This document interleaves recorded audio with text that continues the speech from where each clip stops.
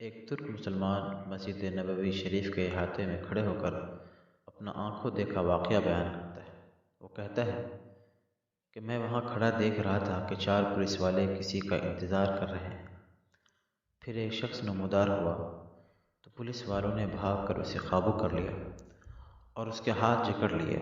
نوجوان نے کہا، مجھے دعا اور توسل کی اجازت دے دو، میری بات سن لو، میں کوئی بھکاری نہیں ہوں، نہ چور ہوں۔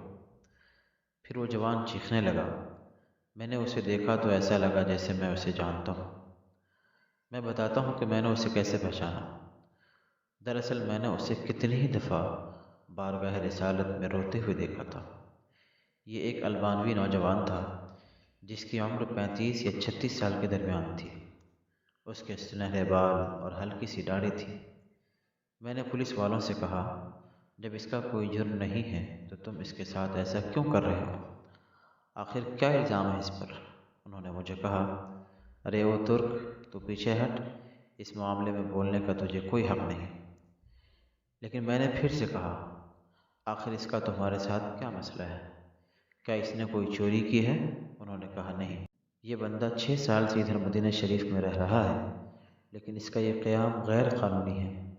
ہم اسے پکڑ کر واپس اس کے ملک بھیجنا چاہتے ہیں، لیکن یہ ہر دفعہ ہمیں چکمہ دے کر بھاگ جاتا ہے اور جا کر روضہ رسول میں پناہ لے لیتا ہے، اور ہم اسے اندر جا کر گرفتار کرنا نہیں چاہتے تھے۔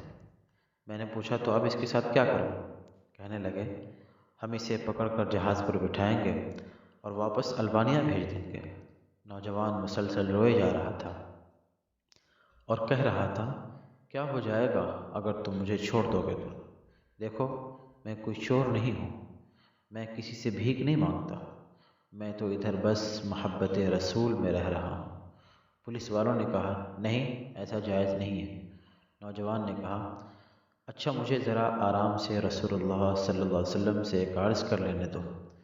پھر نوجوان نے اپنا منہ گنبد خضرا کی طرف کر لیا۔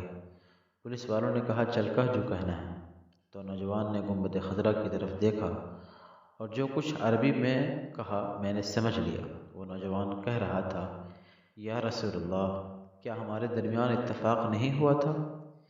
کیا میں نے اپنے ماں باپ کو نہیں چھوڑا؟ کیا اپنی دکان بند کر کے اپنا گھر بار نہیں چھوڑا اور یہ عہد کر کے یہاں نہیں آیا تھا؟ کیا آپ کے جوار رحمت میں رہا کروں گا؟ حضور، اب دیکھ لیجئے، یہ مجھے ایسا کرنے سے منع کر رہے ہیں۔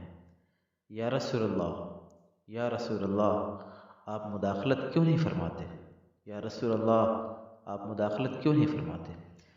اتنے میں نوجوان بے حال ہونے لگا تو پولیس والوں نے ذرا ڈھیل دی اور نوجوان نیچے گر گیا۔ ایک پولیس والے نے اسے ٹھڈا مارتے ہوئے کہا، او دھوکے باز، اٹھ! لیکن نوجوان نے کوئی رد عمل ظاہر نہ کیا۔ میں نے پولیس والوں سے کہا، یہ نہیں بھاگے گا، تم حمامات سے پانی لاؤ اور اس کے چہرے پر ڈالو۔ لیکن نوجوان کوئی حرکت نہیں کر رہا تھا۔ ایک پولیس والے نے کہا، اسے دیکھو تو صحیح، کہیں یہ سچ مچ مر ہی نہ گیا ہو۔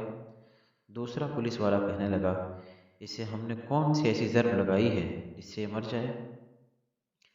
پھر انہوں نے ایمبولینس والوں کو فون کیا۔ وہ ادھر سامنے والے 7 نمبر گیٹ سے ایک ایمبولینس لے آئے۔ انہوں نے نوجوان کی شہرک پر ہاتھ رکھ کر حرکت نوٹ کی اور نبض چیک کی تو کہنے لگے، اسے تو مرے ہوئے 15 منٹ گزر چکے ہیں۔ اب پولیس والے جیسے مجرم ہوں نیچے بیٹھ گئے اور رونے لگے۔ وہ منظر بھی دیکھنے والا تھا۔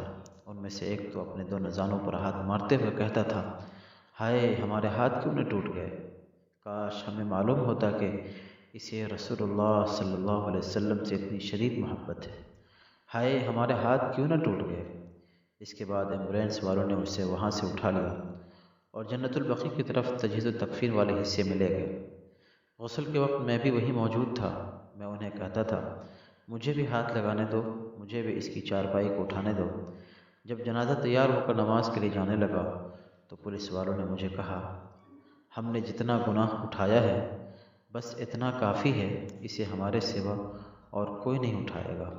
شاید اسی طرح ہمیں آخرت میں کچھ رعایت مل جائے۔